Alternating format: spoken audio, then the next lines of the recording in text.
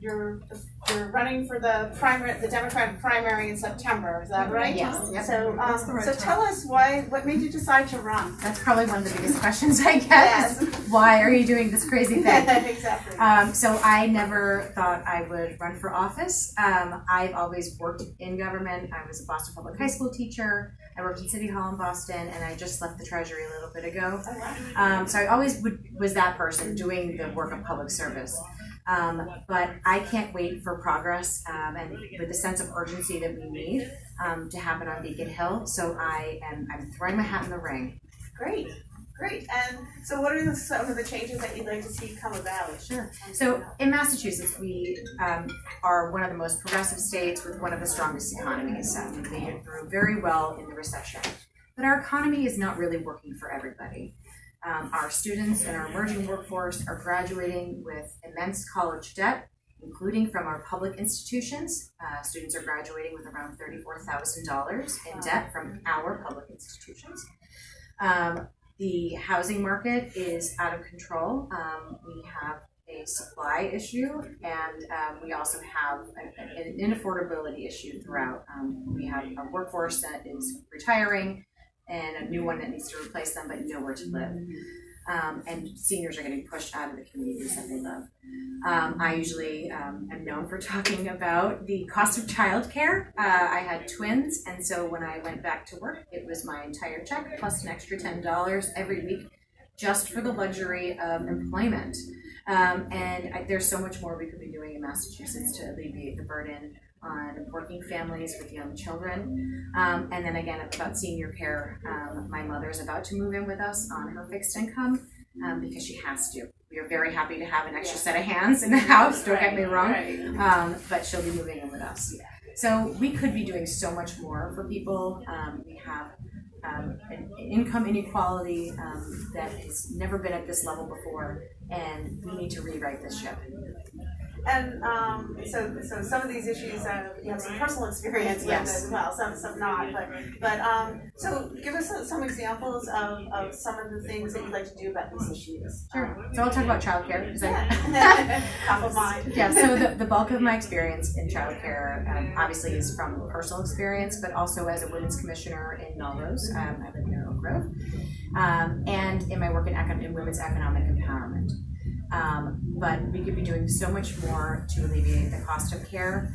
And I just want to be clear that childcare is not a women's issue. It's really a family issue that's impacting our entire economy. And so there are a few things we could be doing at the state level and and helping our municipalities as well.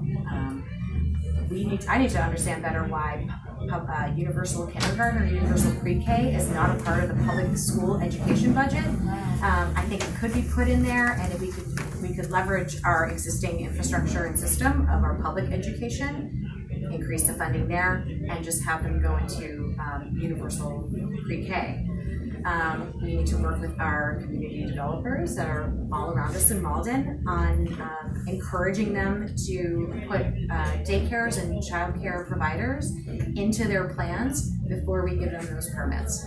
And we need to have business development plans so childcare providers know that we are open for business and we're going to help them with some fast track permitting.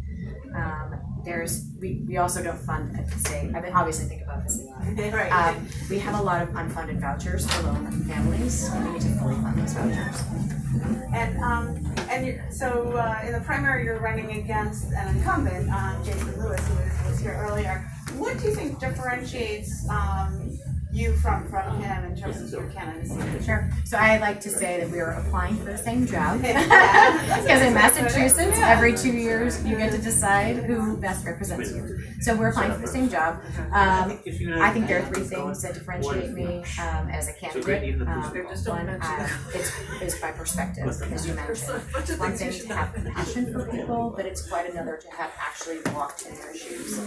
I care about working family issues because I live them and we're still living them with my family. I think the first people who are making their decisions should actually have experience implementing them. As I mentioned before, I have a lot of experience working inside government, actually delivering services to the people directly. I've seen what bad decisions can do and what great decisions can do as well. and passion is my last one. Passion is what separates those who do a good job from those who are willing to push the boundaries of what's possible.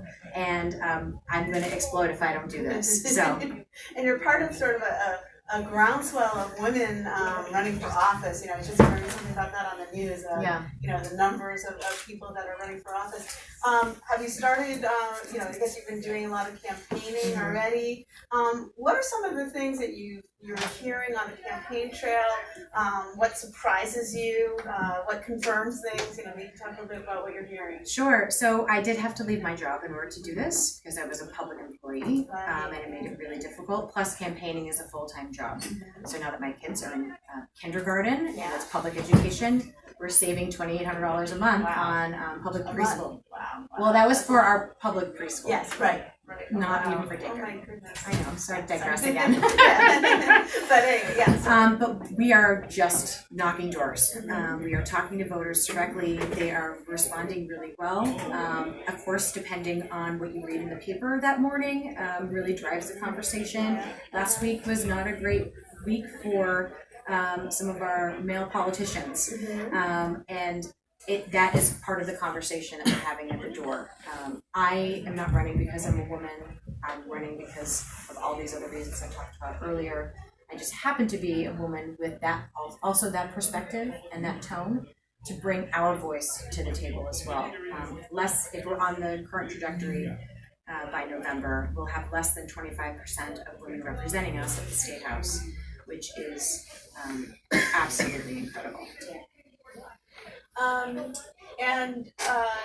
You know, if you're elected and you complete your first term, what would you like people to, at the end of your first term, what would you like people to be saying about you and what you've accomplished? That's a great question. Thank you. I just kind of pull that out of great. I mean, it's a celebration of a community effort. Zaida and Keith were here earlier talking about getting involved, and I worked under the Menino administration where he had met over half of the city of Boston, and that is the type of public servant that I am. I work directly with the constituents that I'm serving. They are my bosses. I make sure to check in with them quite often, and I'm their advocate on Beacon Hill or in City Hall. And that's what I want people to remember. I want people to remember that we did it together, that the issues that they had about maybe trees, but also childcare, or the opioid crisis, or minimum wage, or paid family medical leave, that those things we got done together, and they were not surprised by anything that happened. And I think we're going to do a great job together. Well, great. Well, thank you so much. It's really been nice to meet you, and I appreciate you being here. I'm really grateful for your time. But we're going to go to our roll-in right now. Yay.